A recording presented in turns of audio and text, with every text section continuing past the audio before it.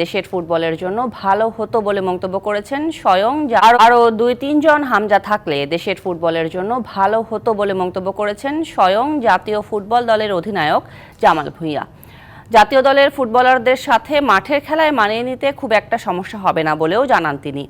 দীর্ঘ 3 মাস পর ঢাকায় ফিরে ডিবিসিকে দেয়া একান্ত সাক্ষাৎকারে এসব কথা জানান জামাল ভুঁইয়া। জামাল, একটু জানতে চাইবো যে 3 মাস ডেনমার্কে ছিলেন, এই সময়টা আসলে কিভাবে পার করেছেন? কোনো ক্লাবের সঙ্গে বা ট্রেনিং সেশনের সঙ্গে ছিলেন কিনা? আমি ডেনমার্কে একটা ক্লাবের সাথে ছিলাম, ওইখানে প্র্যাকটিস করছি, খেলছি। হামজার বাংলাদেশ দলের আগমনটা কিভাবে দেখছেন? না, অফকোর্স হামসা আসলে মানে সবাই খুশি হবে, আমিও খুশি হবে। তো এখন আসবে, সো এটা দেশের জন্য, ফুটবলের জন্য এটা মানে একটা বিশাল বড় জিনিস। আর আমি মনে করি মানে যখন হামজা আসবে মানে পুরো টিম আরও কনফিডেন্স পাবে, সো এটা একটা পজিটিভ সাইন। আপনি যদি দেখেন শ্রীলঙ্কা 2 বছর না 3 বছর আগে আমরা ইন্দোনেশিয়ার সাথে ড্র করছি, এই সেম ইন্দোনেশিয়া টিম ওরা অনেক চেঞ্জ করছে, তো আমরাও সেম করতে পারি। সবারই একটু কনফিউশন রয়েছে যে বাংলাদেশের ফুটবলাররা যে লেভেলের খেলেন, যে স্টেমিনা নিয়ে খেলেন, সেই জায়গায় আসলে সিনক্রোনাইজেশনটা হবে কিনা। ওনার কোনো প্রবলেম হবে না, কারণ উনি অলরেডি একদম হাই লেভেলে আছে। সানবিট সব দিবে সামাল। সানবিট ম্যাজিক প্রেস ডিশওয়াশিং এর মাথা ঘোরানো সলিউশন।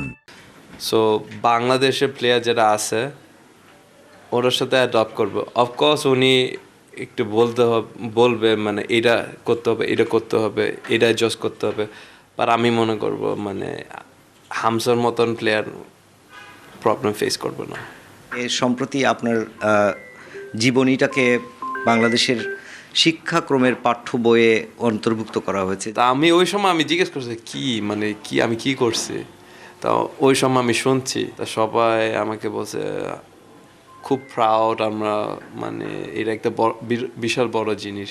তো এটা আমি তো খুব খুশি হয়েছি, কারণ এইটা আমার জন্য একটা ভালো আর একটা প্রাউড মোমেন্ট লাগছে। বাট না, আমি যদি ওরাকে ইন্সপায়ার করতে পারি তাহলে এটা একটা পজিটিভ জিনিস, কারণ আমার পার্সোনাল ফেভারিট স্পোর্ট হচ্ছে ফুটবল। আমি চাই বাংলাদেশের বাচ্চারা ওরা ফুটবল খেলে।